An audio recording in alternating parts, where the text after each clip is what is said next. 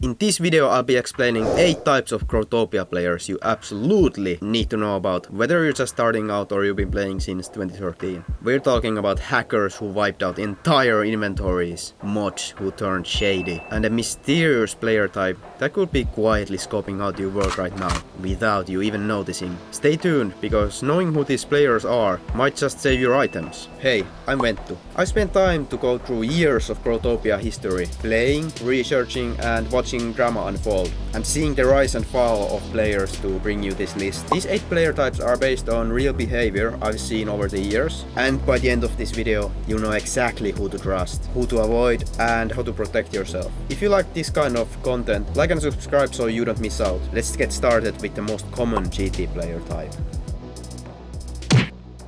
If you played GT for even 5 minutes, you either been or met this player. You start breaking blocks, planting seeds and repeating the cycle. It's relaxing in theory. Farming is like the backbone of the game. Honest work, just like in Minecraft where you plant wheat and wait for it to grow. But in GT you can actually profit from it. Most farmers are just minding their business. Maybe they'll ask for a few farmables, maybe offer to trade, but overall they're the least threatening group in the game. The problem? Farming isn't what it used to be. Thanks to inflation, gem value has dropped. You used to be able to make solid profit from farming, but now one auto-clicker bot can outwork a real player in minutes. Still, farmers are a peaceful breed. If every player were like them, GT would be utopia, but it isn't.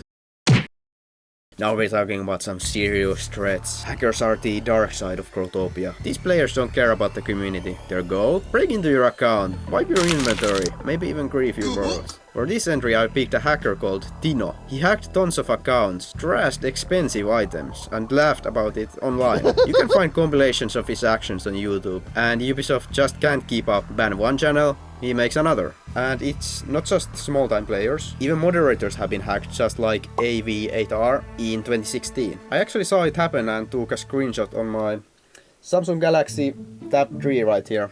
It's a beautiful thing. This thing is low! Okay, I got it right here. Can you see it? Did you see it? Enhance! Right there. I was that wizard looking guy. Can it please like enhance? So I was that wizard looking guy right there. And there's AV8R. So this was the day when he was hacked. So I couldn't pull up the date, but I'm pretty sure that was the date when he was hacked, since, you know, I saw him.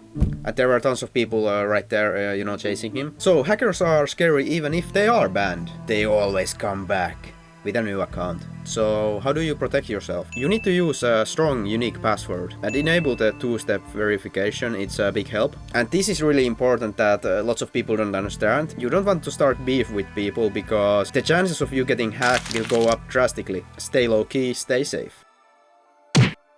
Ah yes, the noob, the most misunderstood player. Back in the day the term noob was everywhere. You saw someone with no clothes, maybe even a laser visor. Noob! Noob! Noob! But nowadays almost every player is flexing diamond locks or BGLs, because they're so easy to get, so the noob label doesn't fly around as much. But here's the thing, most noobs aren't bad. And there are 2 types of noob breed. The good noob, friendly, curious, asks questions, and genuinely wants to learn. Shout out to you guys, you're the future of the game. The bad noob, lazy, entitled, and eventually turns into a scammer, gambler, beggar. What separates them is attitude. A good noob grinds, a bad noob makes bad decisions. If you're new to GT, my advice: avoid casinos, don't beg and don't scam, unless you want to make profit. You get farther than you think being a nicer person. Also known as staff, they're the people who ban hackers and stuff like that, answering customer support and hosting events like Player Appreciation Week. But oh boy, they get heat. People blame them for everything, from false bans to the state of economy. And while some criticism is fair, a lot of the time it's misplaced. Remember, mods don't make the game updates. They're more like janitors than architects. The real decisions come from Ubisoft and the dev team. Mods are really important to the game, and it wouldn't run without them. With that said, not all mods are saints and gods. So while most mods are just trying to do their job, a little caution never hurts.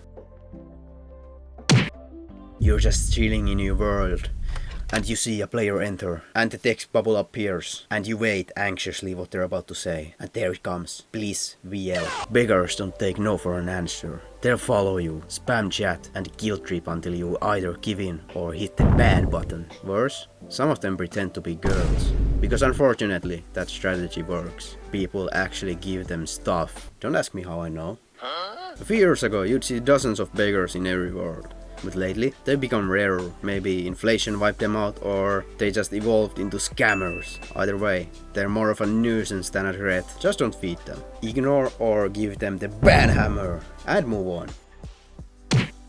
Ah, the classic Growtopia villain. Scammers come in all flavors. Trade scammers, drop game scammers, trust me scammers, even best friend scammers who grieve your world the moment you gave them access. Scamming is so old school that even earliest players fell for it at least once. There was even a case of mods, Avani and Jake Shore, running a Ponzi scheme. And here's what a Ponzi scheme is if you don't know. A literal financial scam in a block game. GT players are unreal when it comes to creative scamming methods. If only all that energy was used in real life, our society would look like this.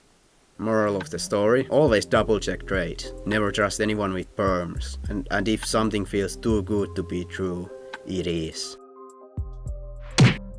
Pros are the opposite of noobs. They got BGLs, went worlds, expensive items and rare sets. But not all pros are created equal. Some just keep all the basic stuff and buy BGLs with real money, buying their way in without learning the game. Others, actual GT veterans who know the game inside out, are the ones that are held in high regard. From one famous pro, Paul, who was once the richest player in the game. Now others have taken his place, but the culture remains. The danger with pros? Price manipulation. Some own vent worlds where they charge 3x the market rate for items. Newer players often fall for it, so always compare prices. Use public bulletin boards or the in-game trade system for real values. Don't get ripped off just because someone has a cool set.